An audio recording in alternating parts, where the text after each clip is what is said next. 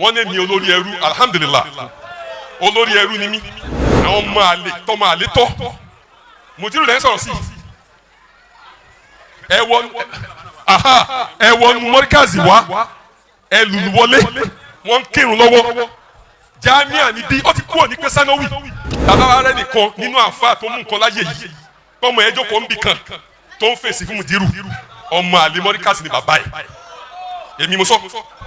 mo ń sọ niyabatan an asatidatu Markaz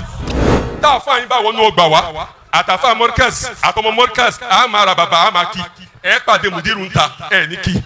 bàbá Mudeerul sọ̀rọ̀ ó wá ní onímọ̀ ó wá jọ bàbá ẹ̀ kéwú láyé yìí ó ṣàfà láyé yìí ó wá dúró bí kan òun fèsì fún Mudeerul bàbá ẹ̀ wá bẹ́ẹ̀ ìwọ kọ́ lọ́mọ àlè bàbá ẹ̀ lọ́mọ àlè bàbá ọmọ Markaz kan tó kéwú láyé yìí tó gba ṣahada Sheikh Markaz tó fi ń jẹ́ èèyàn tí Mudeerul wá sọ̀rọ̀ tọ́nà òun tún Mudeerul ṣe tí bọ̀dá rẹ̀ ò bá tún ṣe òun kọ́ lọ́mọ àlè bọ̀dá rẹ̀ lọ́mọ àlè. ana kólu gbogbo ẹ̀yin ọmọ àtẹwọ̀ búlù wọ́n ní mi olórí ẹrú alhamdulillah olórí ẹrú ni mí á jẹ́ kí gbogbo asatidatu Markaz ẹrú ni wá torí pé nígbà mo fẹ́ jíṣẹ́ mo ní mo ń sọ̀rọ̀ yìí niyabatan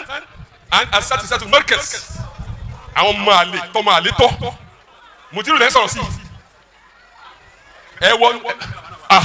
ẹ̀wọ̀n Markaz wá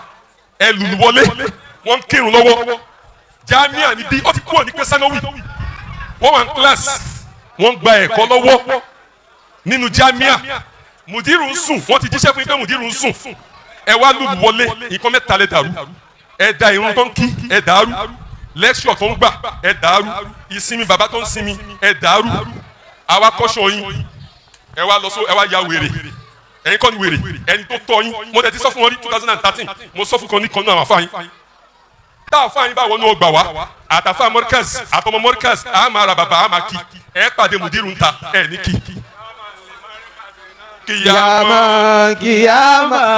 ìmọ̀ yẹsẹ̀ alólè òmàlẹ̀ yàtàmà yàmà. akhiran ẹ má jókòó akhiran yasatar baba Mudeerul ní kí n sọ pé o ní wálẹ̀ amiina o ní wálẹ̀ náà ni baba ṣe bá ẹ wí ẹ wo ọmọ rẹ láyé ààyè tọ́lọ́hún ṣe fún un ló pé òde Mudeerul wa rán mọ ọ̀ràn àfa Markaz lọ kọ́ lọ bá wí ó sì dààmú ó bẹ̀rẹ̀ sí ń làágùn baba mi lọ bá mi wí ó tún wá bí ó wá bẹ̀bẹ̀